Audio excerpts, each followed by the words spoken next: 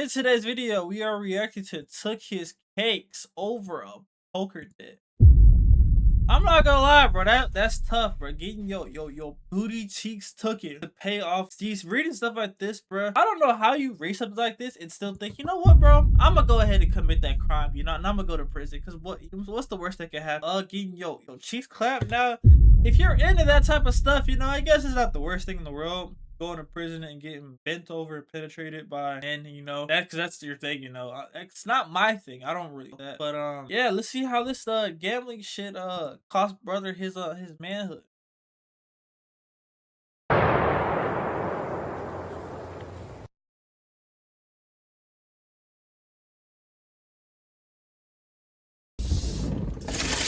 What's happening, everybody? You tuned in to Off the Yard. I'm Big Lance. I'm sitting in the truck, waiting to go to work. Oh, man, I need to make a video. So here it is. You know, I always talk about the do's and don'ts of prison. There's certain things that'll get you jammed up quick.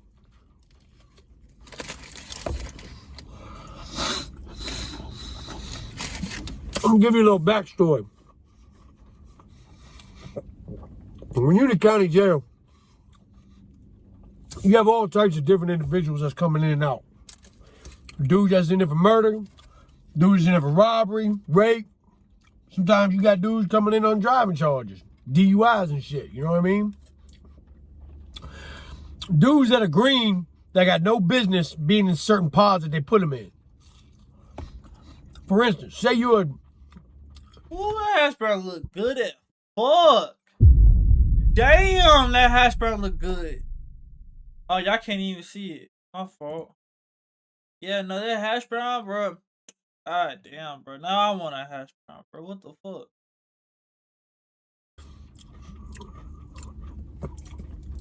You know, a young kid that gets a DUI, and when they pull you over, you're drunk, and you fight the cop. You don't know what you're doing. You're a dumbass drunk kid. But they gonna put you in a pod with a bunch of violent offenders. Seasoned veteranos, convicts. Dudes that ain't never going home, maybe. Now, this is the story of such an individual. Got locked up, little white dude, about 19, 20. Real skinny, frail kid, man. I was in the unit. I was waiting to go down the road. I'd already been sentenced. Well, one thing I always talk about is getting on that poker table. But what can happen? The kid had a little bit of money coming in, and the guys knew it. So a lot of times they'll get together and they'll all play against the kid, set him up, take his shit. Now he owes everybody. I told a young boy, the poker table. God damn, nigga, stop eating, tell the story. Son. Right? Well, damn, nigga, can you hold on for the food for a second, bro? I'm trying to hear the story, nigga. You got McDonald's all in your throat and shit, bro. Come on, man. He didn't listen. He kept on. He kept on. Well, how unprofessional. There was this dude, older dude, getting ready to go down the road. Had been down the road numerous times. Was notorious for putting it in them boys. And he loved little white boys. Scoped them out off the top. And I watched it go down, man. He got his homies. They got him on that poker table and ran that boy up. And although he had a little money coming in, he didn't have enough. to cover what he owed. I remember him getting on the phone and asking his mom, please, I need some money. I need more money. You don't understand. And as a young man, I wonder what it must be like to have to call your family, explain to them why you need all this money. Well, his mom told him no. Matter of fact, she told him she was cutting him off altogether. That he had asked for too much and she felt like he was taking advantage of her. Well,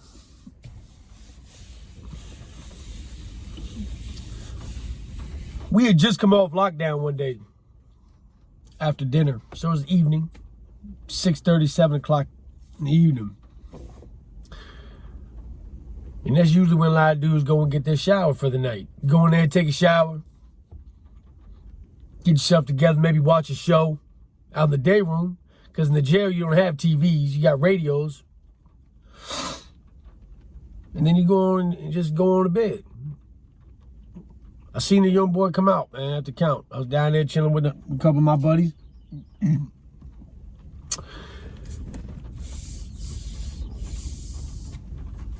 And the old dude that I was telling you about, the seasoned convict, he saw him come out too.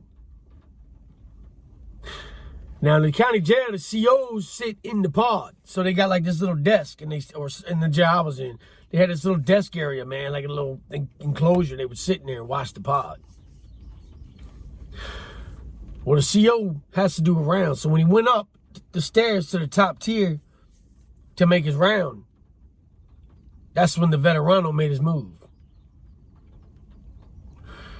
He darted towards the shower where the young boy was in there washing himself. Opened the curtain and got into the little, and these are little stand-up stalls. They're not big. And this kid, I mean, this man was every bit 240 pounds, huge, big cock diesel guy. And this little white boy was in trouble. I could hear the scuffling and the whispering. He's probably whispering in his ear, say nothing, I'll kill you. And just real quick, I want you to imagine, if you're a young individual right now, what you would really do. A lot of people say, oh man, it ain't gonna happen to me. Oh, it ain't gonna happen to you? I've seen a lot of it ain't gonna happen to me's in prison. That little boy didn't stand a chance. He had no way of getting out of that stall, and he had no option but to give up the Junies. And that's what they call them, the Junie cakes.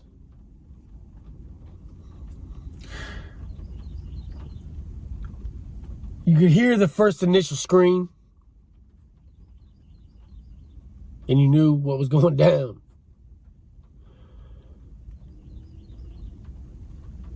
It lasted about 2 minutes, 3 minutes. The CO had to go up and go around across the pod, the tier. He had his buddies watching out for him. And when he was done, he comes out of the stall, covered in water. Blood on him. Blood on his leg area. Blood on his boxers. He made his way up to his cell. That must have been a horrific thing for that little young boy. As he comes out, everybody knew what had happened to him. He kind of hangs his head low and has to walk up those stairs with his ass torn in front of a whole room of men. But here's the situation. He didn't just owe him. He owed that whole table.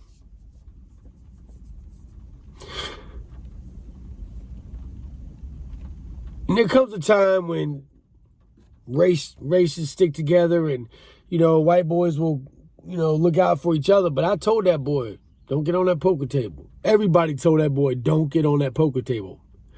And they let him get up a little bit. That's how they get you. They let you get up a little bit. You think you're winning. He was all cocky, talking smack.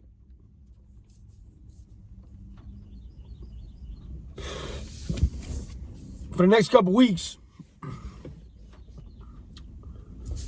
that boy took miles of dick. Oh!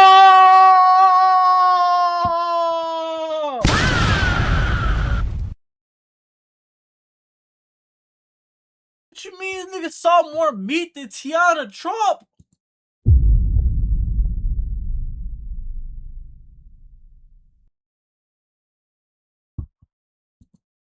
Over a poker deck.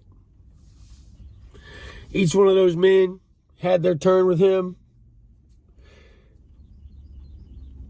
And it's sickening to watch. Sickening to see. It breaks your heart in ways, and it makes you feel very, like, just disgusted. Not only what's going on, but the whole environment, the whole situation that you're in. The boy finally checked in. But there's no point checking in usually, because you're just going to go somewhere else and it's going to follow you. You can't just, people think that you can just check into the hole and then it's over. That's not how it works. Your debt follows you. That reputation follows you. No matter where that boy went, they knew what had happened to him. And to this day, he has to wake up every day knowing what happened to him. And who knows? When you're in a situation like that,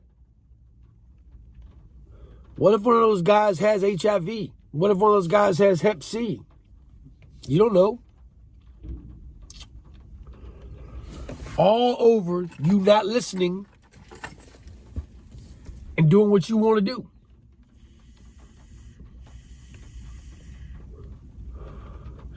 So as I'm sitting here today, I'm reminded of this. And I think to myself how lucky I am and how fortunate I am to be out of prison still, going on almost 4 years. This is a statistic that is rarely achieved.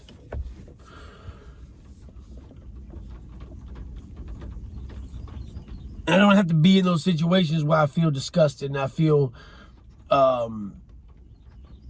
just that weird, just where am I? What is this? Why are they doing that? Why is this happening?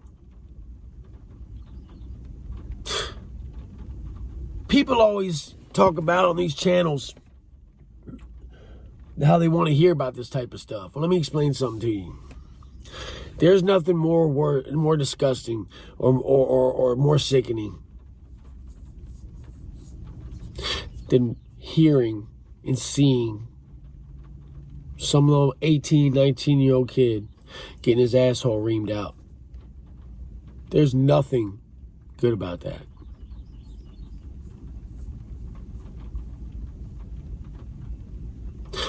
It changes you. And you never really forget not only what you saw, but the sounds of it, what you heard. Sometimes, be the middle of the night. I remember going to Southampton Receiving years ago, like 98, 99. I went down to Southampton Receiving. Southampton was an old prison. It's closed now. But,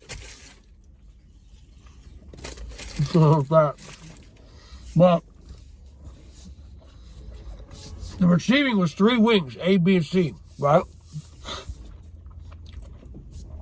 And it's locked down most. It's like 23-hour lockdown because you're just in Receiving for a month. But the same situation would happen. They put some frail little kid, and it ain't just white boys, man. It's everybody. They put some frail little kid in a cell with somebody who is on that type of time, man. And you'd hear it in the middle of the night when they made their move. Oh, what are you doing? Hey, help! And you hear it muffle. When they done covered their mouth, or they done stuck something in their mouth, or they done put a knife to their throat. And that's usually Mr. That ain't gonna happen to me. That wouldn't happen to me. It can happen. That's a reality of the penitentiary, man.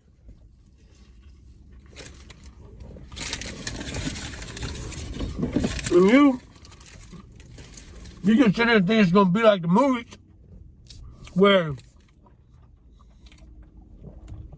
you're gonna gently your way out of it, but it's not gonna be like that.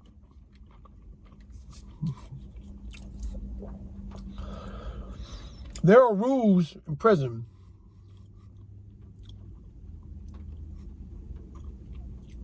that you should follow if you find yourself in that situation. And if you do find yourself in that situation, God forbid, if somebody gives you a jewel, if an older cat gives you advice, listen, adhere to it, heed those words. And it's the same as out here.